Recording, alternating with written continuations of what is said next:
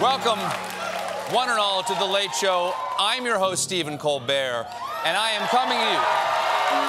We are broadcasting to you on an historic night because our nation's leaders were finally to answer one of the thorniest questions facing our country. Should we have roads? Today, President Biden signed the bipartisan infrastructure bill surrounded by members of both parties, Bob the Builder, Thomas the Tank Engine, and Truckosaurus. The bill provides funding for everything that makes this country go. Public transportation, roads, bridges, ports, railways, power grids, and broadband internet. Broadband.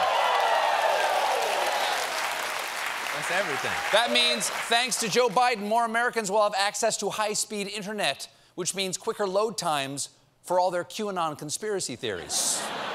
I hear Joe Biden's actually just a sack of flour aliens put in a suit. Fixing all of that cannot start soon enough, because after decades of inaction, at least 45,000 bridges nationwide are currently rated in poor condition. Wow. Follow-up. Which ones? Is it possible for Waze to tell us ahead of time? Turn left and cross the Roanoke Bridge. But first, you got to ask yourself a question. Do you feel lucky? Well, do you, punk? Here's the thing. Funding roads and bridges didn't used to be such a big deal. In 1956, the original legislation that created the interstate highway system had strong bipartisan support because, as then-President Eisenhower famously said, who doesn't want to go vroom, vroom real fast?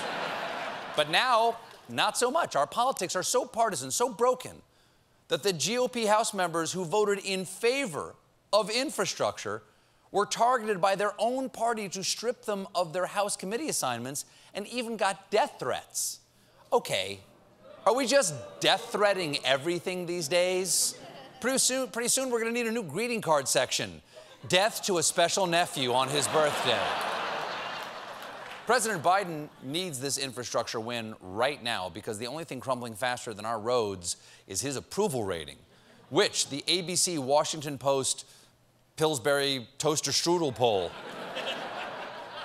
proved just dropped to a new low of 41%, which means, in total, he's lost 11 points in approval since spring. The only person with approval plummeting faster is Jake Gyllenhaal. Give her back her scarf, Jake! Give the girl back her scarf!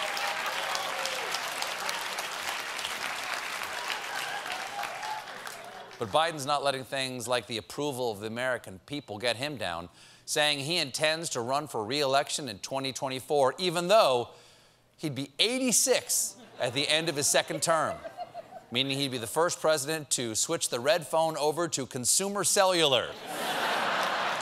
This button, hold on, shh. This button dials 911, this one dials my grandson, and this one bombs Iran. Oops, I think I just bombed my grandson. Hold on. Better call 911. Now, if Biden do not run, the next person in line would obviously be Vice President Kamala Harris. Only one teensy problem. I agree. Lovely, lovely person. One problem, last week, her approval dipped to 28%. To put that into perspective, the movie Batman vs. Superman has an approval rating of 29%. So Kamala Harris is 1% less popular than watching 2.5 hours of Batman and Superman wrestle each other, then realize their moms have the same first name, so they decide to be friends. People close to Harris say she's frustrated with Biden for handing her no-win issues like the border crisis. Wait, what? You're telling me that being vice president is a thankless job with no real power? Your response, Vice President Meyer? You think? But Harris claims, yes, Vice President, why doesn't she run? I would vote for her. But Harris claims she's not worried about 2024 right now and is instead focused on being Joe Biden's Joe Biden. Okay, that sounds rambly and repetitive, So, goal achieved. Oh, hey. Hey, you guys. Hey, you guys remember January 6th? There may finally be some accountability for attempting to destroy democracy. Just a little. A little bit would be nice. Just a soupçon. Because on Friday, a federal grand jury indicted Steve Bannon on contempt charges. It's real. Wow. Steve Bannon might finally face justice, and if he goes to prison, take a shower. Just this morning, Bannon surrendered to the FBI in Washington, and during the Perp walk, he said this. I just want to tell everybody, it live stream on Getter right now. Everybody watching in the war room, we're here today. I don't want anybody to take their eye off the ball of what we do every day. Okay, you got Raheem Kassam today. You got Dr. Peter Navarro, Captain Bannon. He did a promo for his podcast on his way to jail. Reminds me of when the press pool surrounded Lee Harvey Oswald.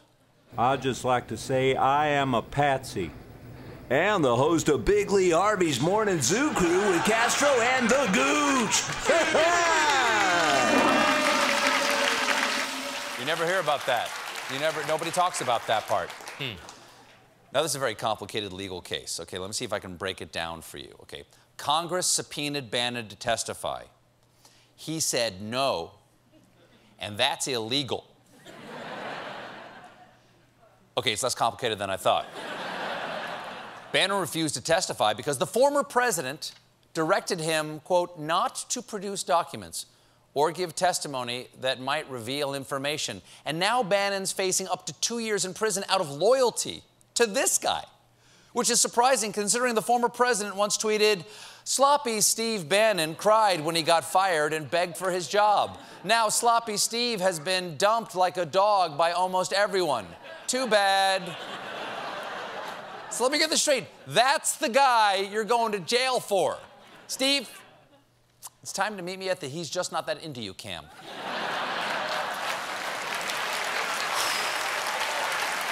Look. Steve, did you hear what he said about you the second it was convenient? Respect yourself and move on. I mean, look at you. No, don't do that. Look. Don't do that. I know you miss him, but there are plenty of other dictators in the sea. Plus, you're never going to get back the scarf that you left at his sister's house. And yes, I may have listened to Red Taylor's version too many times this weekend. The point is, there's no need to go to jail for Jake Gyllenhaal. I mean, the former president. Now, Congress, I listen to it a lot. Not everyone, clearly. Congress subpoenaed Bannon to hear about the lead up to the January 6th and the behavior of the former president, Dingus Khan. And we're learning more about it every day thanks to Jonathan Karl's book, Betrayal. Karl just released audio of a conversation for the book in which the former president confirms that he called Mike Pence the P word. There was a report, and excuse my language, not mine, it was in the report, that you talked to him that morning and you said you could be a patriot or you can be a Did you really say that, or is that a incorrect? I wouldn't dispute it. Really? I wouldn't dispute it. Well, we all know the word for someone who does exactly what their bully tells them to do: patriot. Karl also asked the former president if he was worried about his Veep during the attack on the Capitol. Were you worried about him during that siege? Were you worried about his safety? No, I thought he was well protected, and I had heard that he was in good shape. Of course he was in good shape. Running away from a mob is excellent cardio. Karl continued. You heard those chants. That was terrible. I mean, it was, He could have. Well, the people were very angry. They were saying, "Hang Mike Pence." Because it's common sense. Oh, yeah. It's just common sense. We all remember that sign up in Dad's workshop. Measure twice. Hang Mike Pence. But Karl's isn't the only new book spilling the tea. Former New Jersey Governor Chris Christie has written one called Republican Rescue: Saving the Party from Truth Deniers, Conspiracy Theorists, and the Dangerous Policies of Joe Biden. One of those threats is not like the others. We must stand up against anti-vaxxers, QAnon followers, and rural broadband. In the book, Christie reveals the severity of his own coronavirus infection, one he caught after being at the White House around the same time that the ex-president and several other aides contracted COVID-19. It makes sense. You hang around that White House, you're going to get exposed to some nasty stuff. Also, COVID. While hospitalized, Christie got a call from the former president who didn't ask how he was doing, but instead asked, "Are you going to say you got it from me?" That's a hell of a friend. It's like signing someone's cast. Tell anyone I threw you down the stairs and I'll break the other arm. We got a great show for you tonight. My guest is Paul Rudd, plus a performance by Sting.